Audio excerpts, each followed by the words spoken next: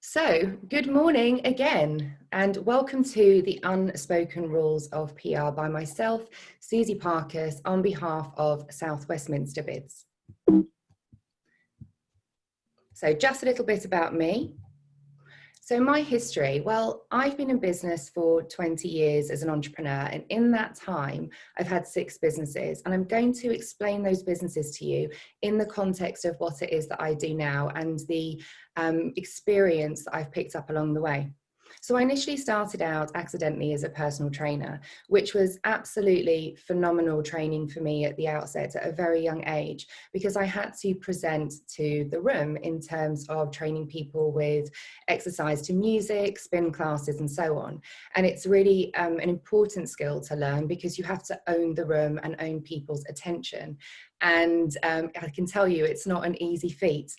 And then after that, I ended up going to university and doing communication studies, which actually has, for me, put me in good stead in terms of understanding communication from the outset all the way to the modern day, how we have it today with the media and looking at the internet. But not just that, I think somebody's unmuted, just bear with me a moment. Just going to meet them. So what that gave me was a really good grounding in terms of how the medium is the message, how we communicate, and the way in which people respond to individuals as well, looking at journalism and so on.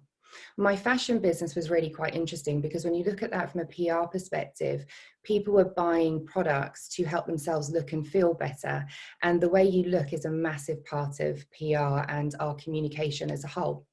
Then I got involved in social media and internet marketing to help promote that business. And as a result, I got a fabulous grounding in terms of how we communicate online. And when we look at what's going on today, especially with COVID, we're having to learn to communicate more and more online. And it's actually a skill that's very different to communicating offline. And there is a different way to approach people online to build rapport because we haven't got that in-person connection.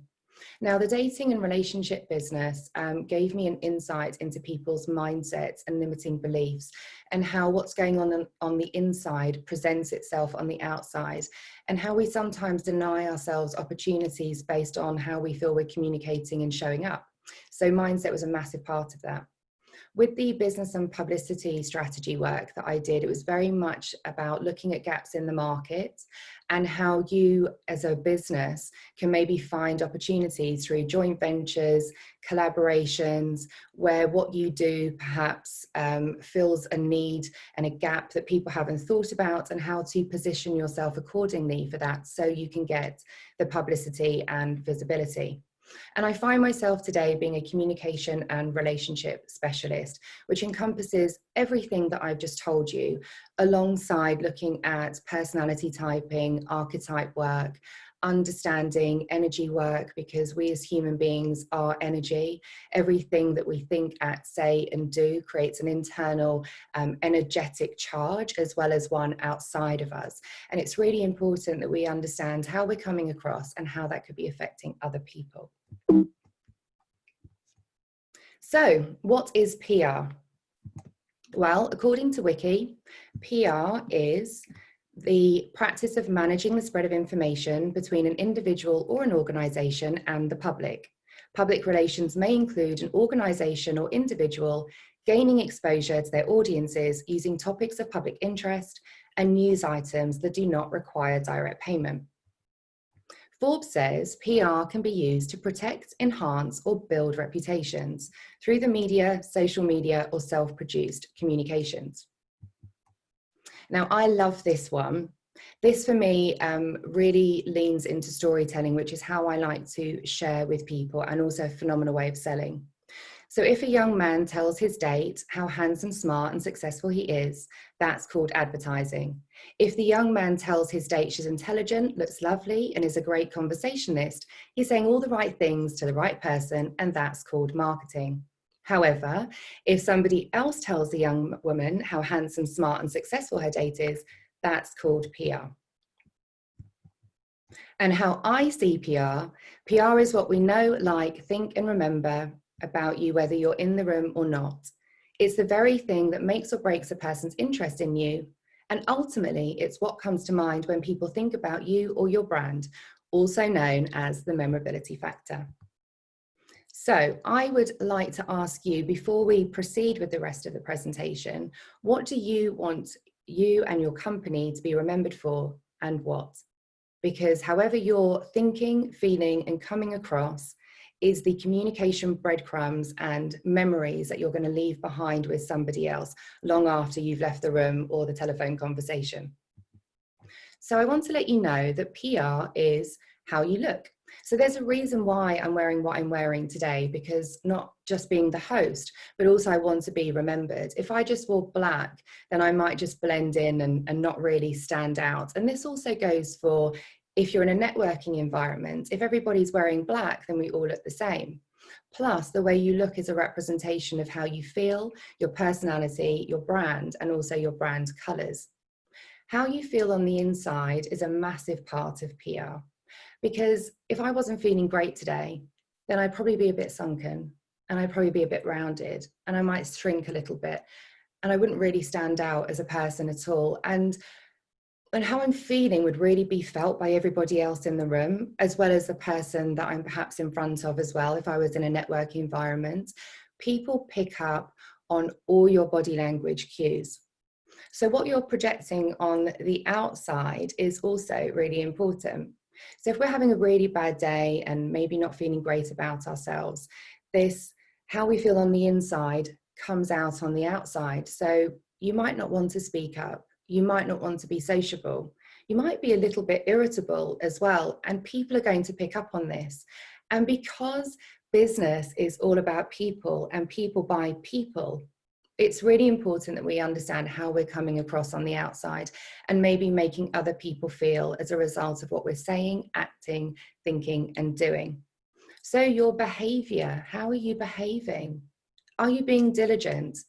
Are you managing your time well? Are you respectful of other people's time? Do you follow up on things properly? Are you organized? All these things play into PR. Because if somebody wants to recommend you, for example, and you're always running late, they're going to struggle to say you can rely on this person and they'll be there on time or they'll do the work on time. So your behavior and your attitude towards what you're doing will impact how somebody thinks and feels about you, and perhaps how they will or will not recommend you moving forward. So your mindset's very much about how you see yourself, how you see yourself in relation to your own world, but also your mindset in terms of your role. Do you like your job? Do you enjoy doing what you're doing? Does it fulfill you? Are you excited about selling and sharing the product, service, and the company that you're promoting? Because if you're not, you can't sell ice to Eskimos. The reason why lots of people say that certain people can sell ice to Eskimos or you could take anybody anywhere is because they're passionate, purposeful people who are excited to talk about what they do and their role that they play in terms of that. Your values are really important. So I mentioned timekeeping before.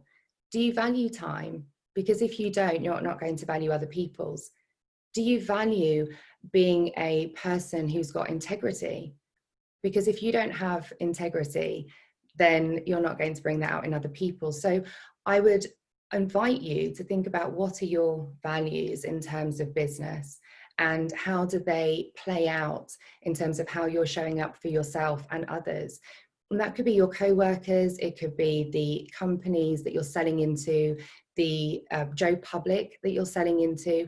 Your values affect your behavior, your mindset, and how you're showing up. And so do your beliefs. What do you believe about yourself? Do you believe that maybe you're just a cog in the wheel? Or do you believe that maybe your job is really important and it serves a greater purpose? Do you believe in the company that you're working for and their mission, their products and their services?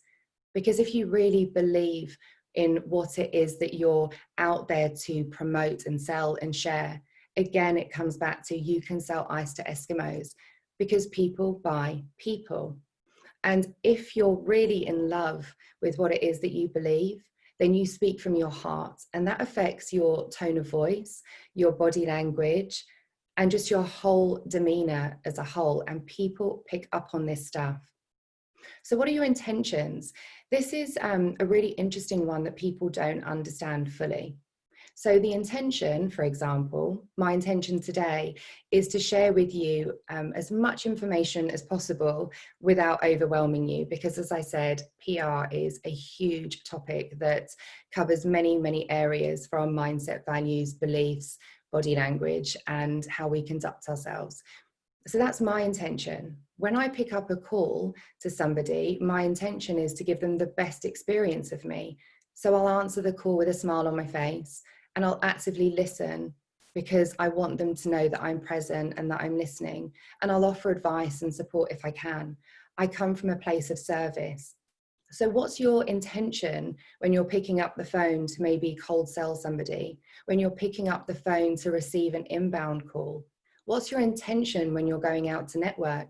Are you wanting to just spray and pray with your business cards, or are you wanting to go and find out about people, to see who they are, what matters to them?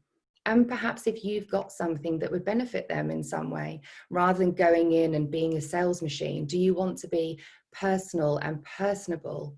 And you really want to give somebody a really good experience when you're out there? And also your intentions with your online collateral as well. What do you want your website to do for you? What do you want your social media to do for you? Who do you want it to speak to, and what emotions do you want it to invoke? Professional excellence is a huge topic that comes inside PR, and it's very much how we conduct ourselves. It's to do with our language, our body language, our timekeeping, our diligence. It's basically when somebody can turn around and say, that person, they have gravitas, they own the room, they breed confidence in me in terms of what they're saying, what they're doing, how they go about delivering the product or service. Professional excellence, I believe, is a thing that puts one category of people aside from the other. It's the thing that makes or breaks on many occasions why somebody will go to company A and not company B. You could have two companies selling the same product, of which whatever it is that you do, I'm certain you're not the only person doing it. You have competitors. Professional excellence is what will make somebody go, I believe in them, and I believe in their products and service and how it can help me. So it's really important to consider how you're coming across and how you want to be seen in terms of your professionalism. So I want to share with you some scenarios, because storytelling is how I love to share ideas with people. And in these scenarios I'm going to share with you, we're going to look at rapport building, why it's important to have active listening, why it's important to understand needs versus wants, how to create an experience for somebody who's on the receiving end of you, how to be of service, and how to offer a solution rather than a sale, and how to be more human. So back in the day, probably we're looking about 20 years ago now, so things have changed, but 20 years ago, I was working for a financial company, and I was specifically selling loans. Now, when somebody's looking for a loan, it's quite common for them to be in a situation where they're stressed, they've got anxiety, they've got bills that they need to meet. Sometimes it's not about buying a new car. It's about they're running short on money and they need a buffer. Either way, when they're looking to reach out for that extra bit of money, there is something inside them that's not necessarily feeling great because they're having to ask to borrow. So when somebody comes on the call with me, it's important that I answer the phone without judgment, that I answer the phone whereby I'm listening and I'm really hearing what the person's saying as well as what they're not saying. Now, I'm not in charge of the APR. I'm not in charge of the repayment terms either. But what I am in charge of is advising somebody correctly and giving them the best possible solution for the situation that they find themselves in. And for them to understand that when they come to the call, there is no judgment. I'm here to offer a solution and to see if this is the best solution for them and if this can help them to get out the spot that they find themselves in. And after speaking to me, that they come away from that call feeling heard, understood, and as though everything's going to be better, and that actually asking for help, because asking for money is in the form of asking for help, that they weren't made to feel bad for it in any way, and they feel good about the decision that they just made. When I was in recruitment many years ago, I was actually headhunting. So you need to think about, we're taking one person from one company and taking them out of that and into another. Now, this was at a time where I was dealing with IT professionals. And it was also at the same time when the IT market was going through a crazy situation. And I remember saying to somebody who liked the idea of a new job, just remember, when you're the last one in, you can sometimes be the first one out. And the position that they were looking to transition into was only for an extra £2,000 or £3,000 more. So you need to consider the stability of the job that you're in right now and the instability that you might be moving into. And whilst I'm on commission as a headhunter and a recruiter, I wanted to be human because of the experiences that I'd had before. I don't want it on my conscience that somebody might be walking into a position where it could compromise their future, and where also it might not be the right move for them. It's very much about listening to somebody and their needs. It's not necessarily selling them into something that serves you and your company. And what happened as a result of being so human in that situation in particular was my company got an email of gratitude for the call that I'd had with that person, for being so considerate and not pushy. Because recruiters have at times a very bad reputation. There are certain niches within the world where they carry a very bad reputation, but you get the chance to be the difference. You get to be the difference that you want to see in the world. You get to change the way that people view maybe the industry that you're in. You know, people don't like double glazing salesmen. They don't necessarily like recruiters. They don't like estate agents sometimes. There are certain niches, as I said, that carry a really bad reputation. But if you're the one that's different, you're the one that people will go to. So in terms of that recruitment situation, I actually had people coming to me as a result because that person felt heard and looked after, and that I wasn't putting my needs in my back pocket before what might have been best for them. So actually it served me better to be an honest person who had a human to human interaction with that individual. Now, I want to tell you that I also was employed selling air conditioning, and it was also at a very young age as well. It's a very interesting market to be in. And it was at a time when we were going through a mass heat wave. And this organization was quite well known, and they had a massive breadth of products on offer. And I remember one of the biggest law firms calling in asking for one of these portable machines. And what happened was we had a very human to human interaction. We asked, how was your day? How are you doing? How are sales going at the moment? Are you hot in the office? How's everyone coping? It's not about picking up the phone and creating the quickest opportunity from sale through to completion. It's about being human. That individual later went on to my LinkedIn profile and gave me a testimonial. They also came back nearly every week asking for another machine because they wanted to make the office more and more comfortable. Because of the experience that we had being human, taking an interest, and not just being robotic about our transaction, it actually brought more business into the business.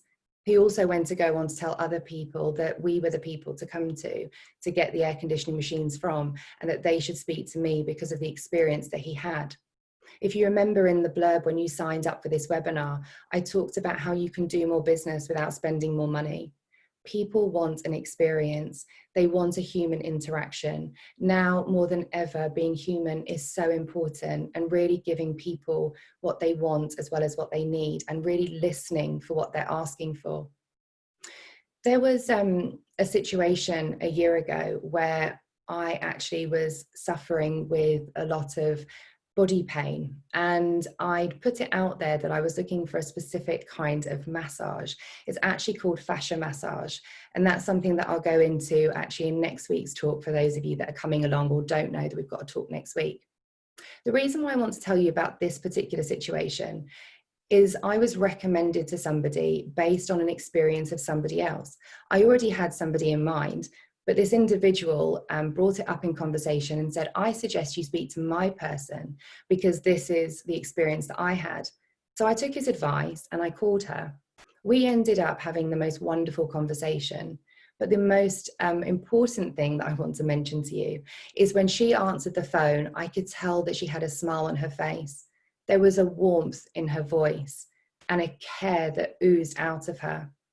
When somebody's in pain and they're struggling, because this is why people are buying, they have a need, they're a motivated buyer, no matter what it is, they have a pain point at some level.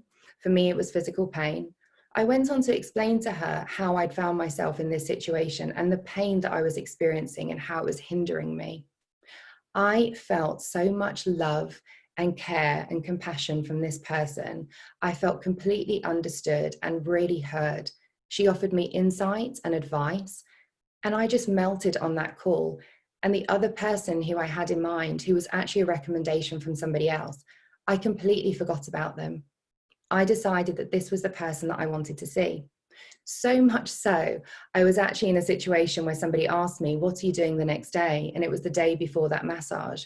And I told them about my experience of this person, to which they asked me, can I have an appointment too? So I'd already pre-sold this person before I'd even had the experience myself, based on our initial interaction and how safe and heard I felt. As a result of that first interaction, that first massage, I actually then went on to tell loads of people that I knew who were suffering with a condition or a situation where this person could benefit. She then had 10 people phoning her after I'd seen her. Good news travels fast, as does bad, but people like to help people. So whatever it is that you're promoting or serving or selling up to the Joe public out there, there are other people that your customers know who need that same thing. So if they have a good experience of you, of your company, and also the experience that they have of using that product or service, people can't help but share. On Facebook now more than ever, there are always people saying, can you recommend this person for me? Can you recommend this product? Can you recommend that service? You have people out there who are your sales force without realizing it, and they will promote you all day long, so long as they've had a good experience of you, your product, your service, and your company. So this plays back into the blurb on the Eventbrite page. You can do business for free if you look after the people that you're coming across, whether you sell to them or you've helped them. If you've helped them, they'll come back around to you, or they'll send somebody else who's more relevant. If you've helped them, they will send somebody else to you so you can help them too.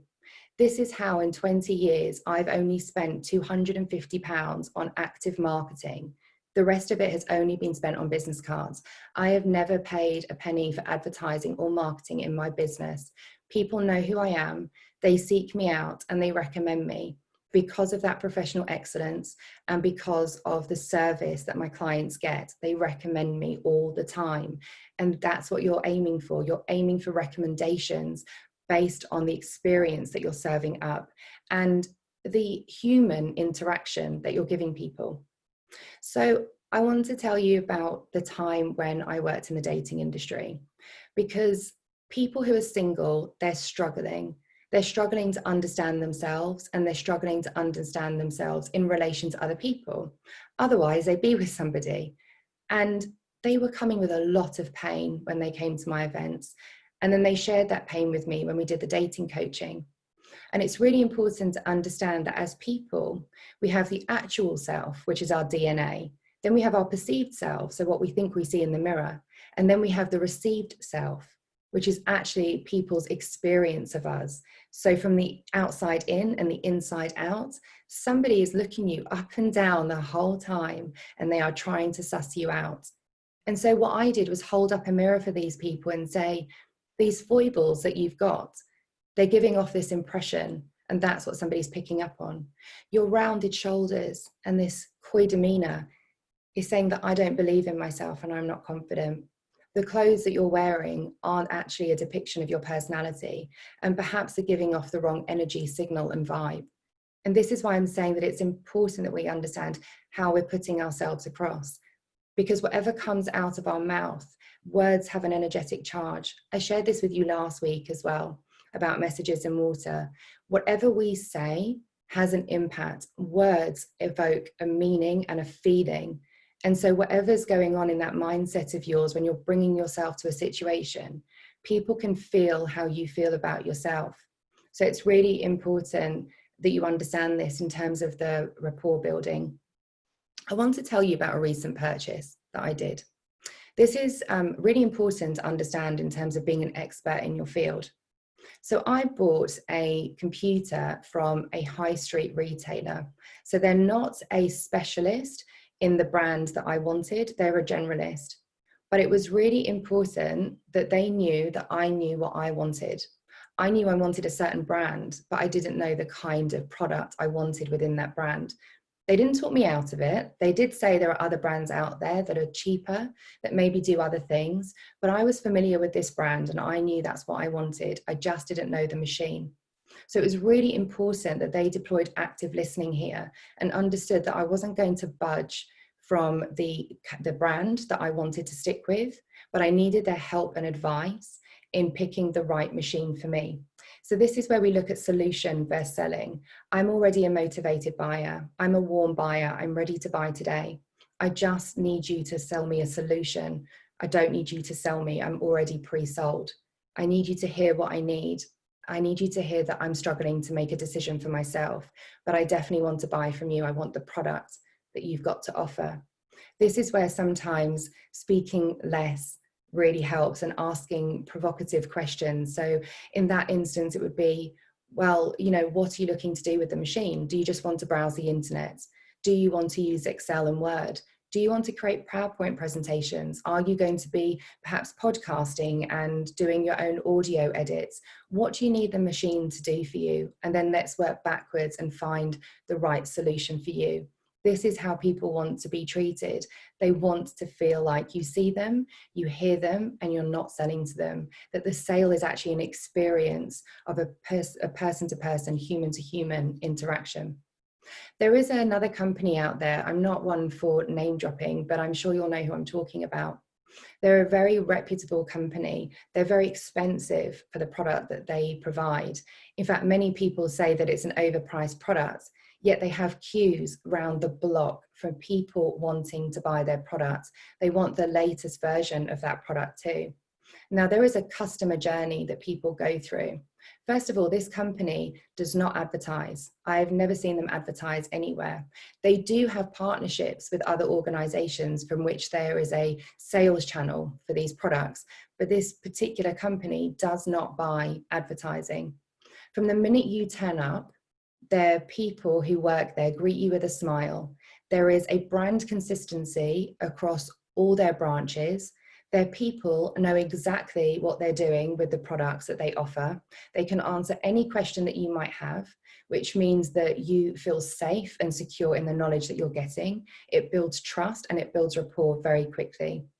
There is a way of being that all the customer service people provide their service, basically. There is obviously some training that goes on in the background so that you know when you go to this company, there is this consistency of service and you know what you're going to be met with. They're always polite, they're always happy, they're happy to be of service, not of sale. I've never ever been sold to when I've been into this brand, but always been served. And it feels pleasurable to hand over my money. The other part of it is the aftercare. So a lot of people think about the sale, it's how can I shout the loudest, how can I rise above the noise, rise above my competition to get the sale. But have you ever considered the aftercare? Have you considered when somebody's got a problem and they need to pick up the phone and say, I'm having an issue with this product or this service? How do you handle it? What's your procedure for looking after somebody after they've invested in you? Because that's also part of the experience. Many times people buy a product and then they feel let down afterwards. And that's where negative word of mouth starts spreading. People will say, I've invested money in this thing. They took my money and then they didn't help me afterwards. These brands that I'm talking about have a phenomenal aftercare service. And that's one of the reasons people love buying their product, because they feel safe. They know that when they pick up the phone, there's going to be a polite, happy, serving person on the other end who just wants to make sure that you can get on and move past this challenge that you're having with their product or service. If you don't have that in place, it's really important to consider that, because that's also where you're losing money from a PR perspective, is where people don't feel supported after they've invested. I want to tell you that recently I put it out there that I was looking for a particular product and service. I had somebody say to me, I don't have a lid and a glass ceiling, if you like, on the amount of time I spend on a call. I'd purposefully said I had half an hour. She responded with, I don't have time limits. She wasn't listening to me. In that moment, which was in the first few minutes of our call, I knew I wasn't being listened to, and it carried on in this vein. I said exactly what I need, where I am in my business, and if this is the service that you offer, let's talk about it. I felt completely sold to. She wanted to sell me a product worth thousands and thousands of pounds, something that I didn't need. And I had to keep saying, I'm really sorry, but I'm not feeling heard right now. What I actually need is this. And I must have said it 5 or 6 times. And I actually couldn't even get her off the phone. It got to the point where we were 2 hours down the line and I was now starting to run late for other things. And it felt horrible. I don't know if you've ever been on the phone to somebody trying to get some support, make a sale, or somebody's trying to sell to you, and you put the phone down and it's like your nervous system has been attacked. I came off the phone feeling like I needed a stiff drink, and I don't even drink. I felt like my nervous system had been heavily attacked. I mentioned this last week as well. Everything is a relationship. The whole world is made off of relationships, and relationships are built through connection, and connection is built through communication. But relationships are basically 2 people having a relationship with each other's nervous system. And if somebody is not feeling good as a result of communicating with you, working with you, or being sold to by you, actually that feeling that evokes inside of them makes me feel like you want to wash yourself with bleach almost. And I've had those conversations, and that person has now so far removed from my mind. I couldn't even begin to think about having another conversation with them to let them know that whilst their products and service sounds great, I just can't work with you because you didn't listen to anything that I said. This is where we need to deploy responsible communication and active listening and really hear what somebody's asking for. It's not about going all the way to the end and offering the big sale, because if you can sell someone on the small stuff, 2 things will happen. They'll either upgrade to the next thing or add more things in if they want, or they'll love the small service so much because it's right for them, but know somebody whereby the bigger service is right for somebody that they know. They will sell that bigger service for you. So don't be in such a hurry to go all the way to the end and sell somebody the all singing, all dancing package with all the bells and whistles attached. Because if it's not what they asked for and you're going hard on the sale, they're literally going to feel like you've attacked their nervous system like I did, and feel very uncomfortable in themselves. And that memorability factor, it's not going to be for positive reasons. And even now, speaking about it, it does not evoke a very nice feeling inside of me, recalling that conversation to share with you. This is what happens, and people don't realize. We are human beings having human interaction, and people buy people. I also was introduced to somebody else for a same and similar service. It was very clear on the email that this is why they should speak to me. This is the input that I was requiring. The minute we got on the call, they didn't pay attention to the introduction or really consider why we'd been introduced. The person, the introducer, had pre-framed everything so that us coming together meant that we could just hit the ground running and talk about the thing. Instead, this person, again, wanted to sell me the all singing, all dancing package. And every time I tried to bring it back round to the actual thing that we wanted to talk about, they just kept going all the way to the end again and trying to sell me the big thing. And it felt uncomfortable. It's horrible when you feel uncomfortable on a phone call, when you're not feeling listened to and you feel like you're being sold or missold, and where there is no active listening, where there's no rapport and you're just being seen as a pound sign. And I'm not being offered a solution, I'm being sold to. So this is where all these scenarios have, basically made me realize that building rapport, active listening, understanding someone's needs versus their wants, creating experience for them, being of service, not of sale, offer them a solution, not a sale, and being human is actually what sets you apart from your competition. And it makes you feel good. You need to feel good as well when you're showing up on behalf of yourself, your company, your product, or your service. It's not always just about making someone else feel good. you need to feel good as well. You need to put the phone down, come away from that meeting, or leave the room going, that was an amazing interaction, and that person had a really good experience because of me, but I also had a good experience myself too. So the bottom line is, with PR, people want an experience. They really want to feel taken care of, and they want their needs to be understood. And when you can hit all those points, people will want to work with you. They will want what you've got. It will be like selling ice to Eskimos, and you will have your fan base who will be out there recommending you. You will have your raving fans, and that will bring down what you need to spend on marketing and advertising, and perhaps the amount of times you need to go out there and do meetings as well, because now everything will be inbound because everybody's recommending you because of the experience that you've given to them. So now it's time for questions, and I'm going to invite Kira back into the room with us. A great experience for me, in fact, I've shared this on a podcast recently. It was called Exceeding Expectations. And it was about how I'd used the same mechanic for 20 years. And he doesn't live anywhere near me. In fact, I have to drive an hour and a half to go and see him. But I feel taken care of. When I go and see him, I don't feel like he's trying to sell me something that I don't need.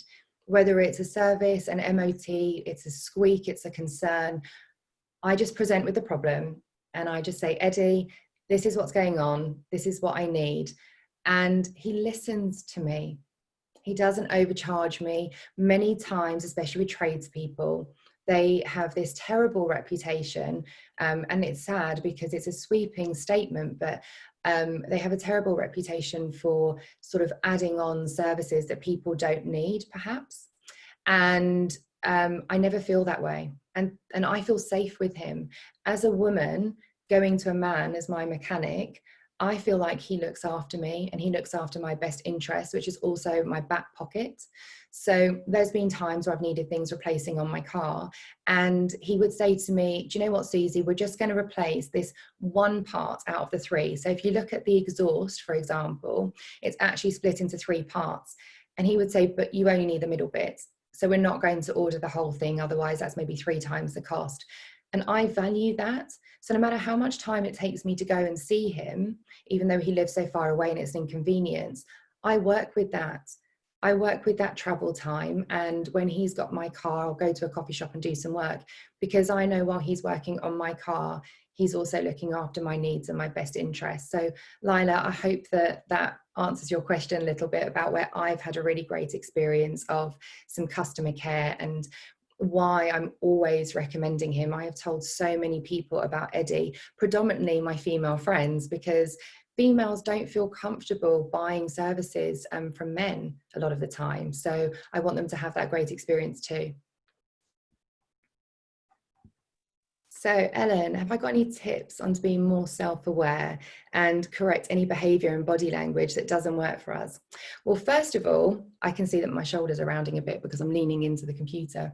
So body language, even now, if you want to do this with me, roll your shoulders up and down and help yourself sit up straight. It also puts more oxygen up into the brain so that you can be a little bit more awake as well. So that's your body language. Behavior, I'd absolutely refer you back to last week's talk as well, because I talked a lot about that there. But if you're interacting with somebody, and I've got a wall right behind me, but if they're kind of edging away a little bit, you know they're trying to get away from you. And as horrible as that seems, I would invite you in that moment to ask yourself, what am I saying, doing, acting, or thinking that somebody is trying to remove themselves from the situation, from being in my immediate vicinity? Because people are giving you clues all the time, whether they're kind of leaning in, coming forward, or actually just wanting to back away. Also, if you're on a phone call, for example, and someone's like, well, I must dash, I'm really busy, it was lovely talking to you, I'm going to have to call it a day because I really need to get going. When they're using this, apologetic, anxious voice, it normally means they're not having a good time most of the time. They could be running late to pick up the kids, but generally they're not having a good time and they want to remove themselves from the situation. And that self-awareness piece, well, again, I would invite you, let's say it's a sales call or a business development call. to really center yourself and ask yourself, what's my intention for this call? If you know who you're going to speak to, for example, how do I want to greet Jane, for example? Do I want to be formal? Do I want to be informal? What does she appreciate? Remember that we need to mirror people as well to make them feel comfortable. So how's Jane interacted with me in the past? Or how does her communication come across if you've got an insight into that already? And be a mirror. So it could be, hi Jane, or hey Jane. Both actually have a very different feel about them. Or it could be, hello Jane, how are you doing today? I'm just following up on our call. Your tone of voice says quite a lot about how you're feeling about that person, and actually how you want the conversation to go as well. So be mindful of your energy state, and then the intention for where you want that call or that meeting or that sale to go. Are you wanting to really sell? Are you really wanting to get that sale today to hit your target? Or do you really feel like that person needs that product from you? How do you want to go about selling to them, whether it's business development, a product or a service? Do you want to offer them an experience? Do you want to show that you really know what you're talking about, and you can marry what you do, what you have to offer, with the needs that they're telling you that they've got, so they feel heard and understood rather than hard sold to? So intention is very much everything, checking in on your energy state. If you're having a bad moment, I would urge you to kind of recalibrate, whatever that means. For some people, it's getting some fresh air, having a coffee, a toilet break, whatever you need to do, but make sure that you are turning up physically, emotionally, and spiritually in the best way possible. So somebody comes face to face with you, and in that moment, in that split second, because remember, it takes just a minute to create that first impression. In that split second that they come face to face with you or hear your voice, they feel good about hearing from you and interacting with you. Because coming back to that situation with the nervous system that I spoke about before, you want someone else's nervous system to feel good as a result of you, and then you'll create a very good experience for them and a very positive memory. So how do you keep that active listening, caring at work when you are pressurized with time? I sometimes rush the ending of a meeting when in fact chit chat, less formal conversations start, because I'm thinking of all I need to do. Okay, so I'm going to try and break this down. Active listening is allowing somebody else to talk. It also depends on the situation as well. So what is the situation that you're in right now? If it's a sale, so, hi Jane, just calling up regarding your inquiry. I saw your form come through today. You're looking to buy a new Hoover. This is all just coming to mind at the moment, so forgive me. You're looking to buy a Hoover, but you don't know which one you want. Perhaps you can tell me, how many rooms do you have in the house? What kind of floors do you have? Is it very dusty where you live? Do you need to reach high places? Do you need to use your Hoover for upholstery? Ask them all the questions and let them feed it all back to you, because they don't know always. They know what they want, they don't know what they need. In marketing, they say the 101 of marketing is ask people what they want and sell it back to them. There's also that thing about wants and needs. People know what they want. They don't always know what they need. Just like I needed, I wanted a computer, but I didn't know the exact need because I couldn't break down the bits and pieces in terms of the speed and the memory, because I'm really just not techie in that way. But I knew that I needed a computer to fulfill certain needs. So invite them to think about things whereby they can then give you the information back so that you can give them the right solution and service based on that. When you're pressurized with time, well, again, I would invite you to consider, have you booked in that call or that meeting at the appropriate time? Did you perhaps squeeze, I'm so sorry, there's a delivery man at the door. I just have to let him go. Have you created that meeting or that phone call at a time that was best suited to you? Did you think that you could maybe put a pint into a half pint pot? And therefore there's this situation now where, sorry, it's very distracting. There's a situation where you feel flustered and you can't relax in that moment and give the person that you're speaking to the best experience of you, because you're clock watching or you're feeling a bit anxious and it's like, oh, I need to go, I've got things to do, there's people listening. really consider when you're inviting somebody else onto a call or into a meeting, have you created enough of a buffer, because they might be late, and also is it an appropriate time so that you can show up as your best self. So you rush the ending of a meeting when in fact chit chat, less formal conversations start, because I'm thinking of all I need to do. Yeah, I totally hear you. Take ownership of the call. Take responsibility for where the call's going. If you know that this conversation's not going where you want it to, it's not formal, it's not meeting the agenda that was set, always set an agenda for a call. Otherwise, you get on the call and you're like, what are we talking about today? And you do talk about random things in the end. So I would invite you to always set an agenda for the call and then make sure you stick to it. Yes, have your pleasantries and say, how are you? How's your weekend been? Take an interest, be human, absolutely. But then stick with the agenda, and then you won't find yourself rushing. And if you do feel like the call's going on and you still need to speak, you just say, Jane, I'm ever so sorry. I've seen the time and I didn't allow enough time for this call, but I would love to pick this up with you at another time. Let's perhaps exchange emails around when would be most convenient for my diary and yours, and we'll be sure to pick this up. And what I would do as well, something I always do, because when you come off a call, you forget what's been said and the energy of that phone call or that meeting. I would do a synopsis of what was discussed and what was agreed, and say, just following on for our call or our meeting, what was said and discussed was X, Y, and Z. And I'm just looking forward to now planning our next meeting or phone call so we can carry on the conversation. These are 3 dates and times that work for me. If you could let me know, I'll get something booked in. Hope you have a wonderful day. And leave it there. People don't like to be rushed off a call or a meeting, but they understand sometimes things have run on because maybe you had such a great call and a great meeting and you just didn't expect it, and it happens. Pick it up later, but don't make yourself late, and don't feel guilty that you need to rush off the call or the meeting because you've got something else to do.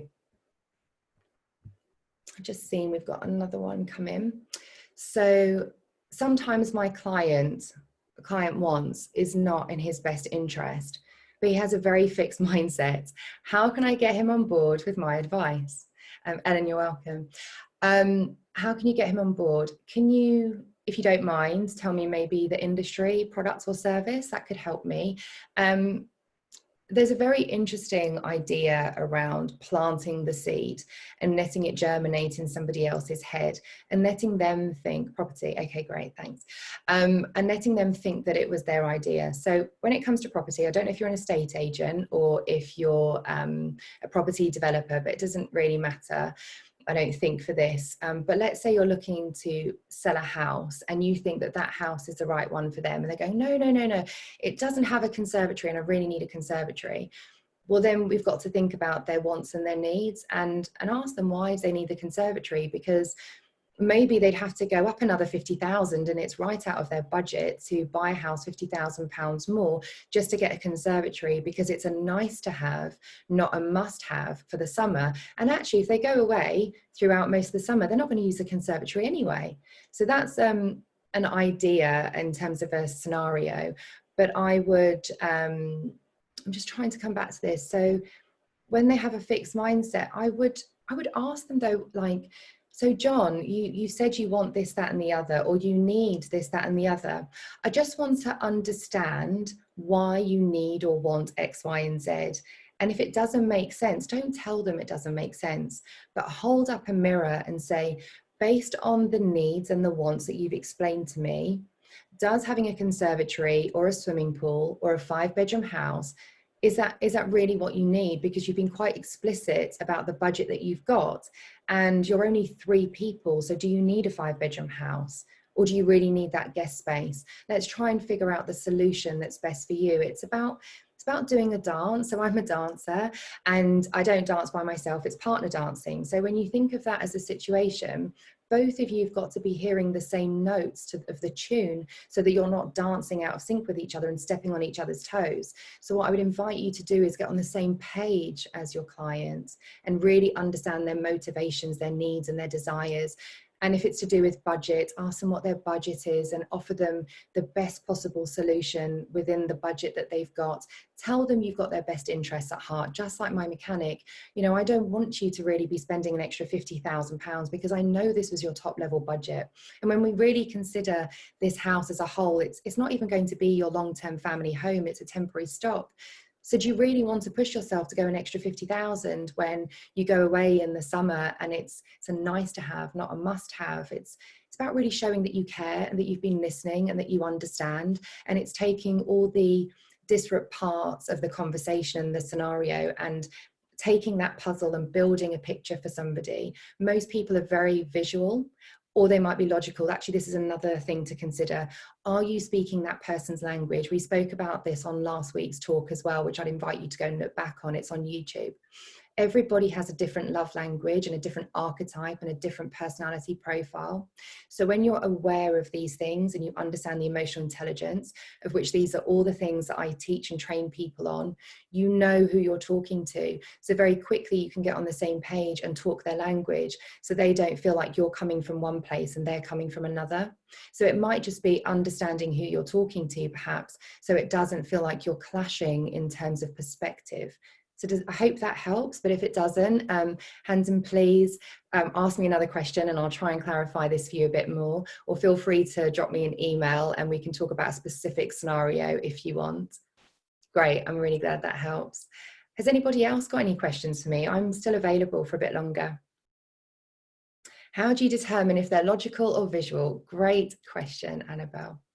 So a visual thinker will talk in stories like I do, metaphors and analogies, and they will generally be quite creative with their hands, and they will look up into the sky when they're talking because they're thinking. They're up in their right brain. They're up in their right brain a lot because they're, so in your situation, so House of Colour, I know, is personal styling. So I know they're thinking about perhaps, I've got a talk to do next week and I want to look the best I can. So they go up into their head and they think about, I'd like to wear pink, I think, because the event is such and such a niche or a style or what have you, and they're just going off, you know, and they're thinking about it. Whereas a logical person will be looking at you straight on and saying, I need to look the part. This is the brand persona that I want to come across with. I want to feel comfortable in my clothes, and this is what I need my clothes to represent. They'll be very directive with you and say, I know what I need. This is the brief it needs to match. You just need to provide the solution to do that. The right brain thinker is going to go, well, I have an idea. I think this is how it's going to be. I'd love it to look and feel like this. But what do you think? Can you help me? And then when they see themselves in the mirror, they'll be like, oh, Annabelle, you've got me to a T. That was perfect. So Annabelle, does that help you in terms of the directness of the logical thinker, and they're thinking about the minutiae detail and they're very directive and prescriptive, whereas the visual thinker will say, well, I've got ideas in my head, but I can't put it all together. Can you help me pull it all together? I'm really struggling here. And that's where your knowledge and expertise comes into play. Has anybody else got any questions for me? Kira, have you got any PR questions perhaps for South Westminster bids and how we can maybe help with the PR perhaps? Feel free to also ask a question. Sorry, yeah. Can you hear me now? I think that was a bit Yeah. Yeah, it's just sort of obviously around what we do. A lot of our work is around relationships. So it's obviously just meeting new businesses and how we sort of give off the best first impressions. What advice would you give on how we sort of connect with these people? So is that from a business development perspective, or is it, I suppose what I'm asking, is it inbound or outbound? It's inbound. Okay. Yeah, so somebody's approaching you and saying, we're interested in working with you. What can you do for us and how can you help? Yeah, exactly. And yeah, obviously as well, showing sort of what we do with our services to them and sort of what we're offering, what they're essentially funding into the bid to do. Okay, this is super simple. So, okay, thank you, Hansen, very much. Brilliant. Yeah, drop me a message. Also, please know that there is another talk next week as well. You'll get the details of that in the follow-up message. Thank you very much for joining today. So coming back to Kira's question, this is super simple. It actually comes under the umbrella of matchmaking. I often put lots of analogies in my talks that explain how dating and business is very similar. So if you look at matchmaking, you're looking at the needs, wants, desires, and outcomes of a person, and how can you match that with somebody else who is going to be their yin to their yang, or where their values match, where their big picture thinking meets in the middle, or maybe is even better. It's about where does everything join in the middle. So in terms of what you're doing, Kira, people will say to you, well, I'm a business and this is my budget and this is where I'm at in my journey with the business. And I understand that you help businesses to get more exposure and network and all the things that you do. How can you help me? So then you need to say to them, well, what do you need? They said what they want, so they want to grow. So now it's, well, what do you need? So now it's kind of coaching conversation to some extent. So tell me what you need, and then I can tell you the solutions that we've got for that. Because let's say you've got 50 solutions that are available. No one's going to take on 50 solutions. Nobody needs that. Perhaps 50 solutions is more expensive than 5. And people are always going to be governed by money, and they want to know the value. People will invest based on the value that they're getting out. So they want to make sure that they're getting a return on their investment. So they're investing 5 grand, they need to be getting 5,000 and a penny. It always has to be more than the investment that they're making in any of your products and services. They need to know that the benefit is going to be far greater than the investment that they're putting in. So it's about matchmaking their needs to the solutions that you offer, and then explaining it in a way that is on the same page as their communication style and archetype and thinking, so that they're really hearing you. Because it was like Annabelle's question, you know, if you're met with a logical thinker and you're coming at it right brain, visual and analogies, they're just going to be like, oh, this person, like this is not what I want. Just get to the fine detail. This is where you start turning people off and losing the sale, and them just thinking, oh, you know, maybe you're incompetent, or you're not listening to me, or this just isn't for me, and it's a waste of time, this conversation. People will keep on listening when you're relevant, and that relevancy is matching the solution to the wants and the needs, but also communicating in a way that is mirroring for them. The minute somebody starts speaking to you, their tone of voice, the language they're using, and the words that they're using is giving off an immediate vibe as to whether they are a logical thinker or a visual thinker, and also if they need direct communication, or if they need something that's a little bit softer and more fluffy. So does that help you a little bit? So when somebody's calling in or emailing in, be a mirror for them, but try and entice out of them like unraveling a ball of wool. You've got a need for our services. What do those needs look like? So then you can match up the needs to your solution, so you can be very relevant to what they want, and so they feel that you've heard what it is that they need. Kira, does that help? Yeah, that was really helpful. Thank you. You're welcome. So I'd invite you, if you've got any more questions, to pop them in the chat or the Q&A. Otherwise, I think that might be the end of our talk. I'm going to give it another couple of minutes, so feel free. I'll wait another couple of minutes if you've got any questions that you want to pop in, and I'll be glad to answer them for you. And while I'm waiting for those to come in, if there are any more, I'd like to let you know that we have another talk, both myself and South Westminster Bids, at 10 o'clock on Wednesday. So that's next Wednesday at 10 o'clock. That talk is actually my personal journey, looking at how I was living life in the fast lane, and how slowing down actually with my thinking, my doing, my acting and my being has given me an opportunity to really embrace life in a different way, for me to have a very different experience of life, and for people to experience me differently as well. This is, you're very welcome. This is a really a really important talk, I feel, based on what's going on now in the current situation. So many people, you're welcome, Jane. So many people are feeling stressed and tired and burnt out, and they are going into human doing mode to make stuff happen. And that was my modus operandi. And I will share with you next week actually how it affected me emotionally, physically, and spiritually, how it actually impacted the progress and the ability of my business to kind of fulfill its full potential, because I am the business, just like you are as an employee or a business owner. If we're not operating with a very good modus operandi, if our tank isn't full with the good stuff, then actually we cannot serve ourselves or other people to the highest ability possible. And so I'm going to be talking about all of that next week and sharing with you my journey of the last 5 years and how I've created a modus operandi whereby actually my life flows. There's less force in my life, and actually how opportunities find me these days rather than seeking them out. So if you'd like to know more, there's an email that's going to be going out after this talk whereby there'll be a link inviting you to come and join us. And that will be my last talk with South Westminster Bids for September. And I would love to see you there if you'd like to be there. So I'm seeing lots of thank yous, and you're very welcome. If that's it for our questions, then I would like to say thank you so much for staying on this call. I know we've run on a little bit longer. It's been my absolute pleasure to serve you today, to share with you what I know, to give you some insights and inspiration. And if I can help you in any way, if you've got any questions, my contact details are on the screen. And I would absolutely love to hear back from you. And please do feedback to Kira how you found the talk today. We'd love to hear from you.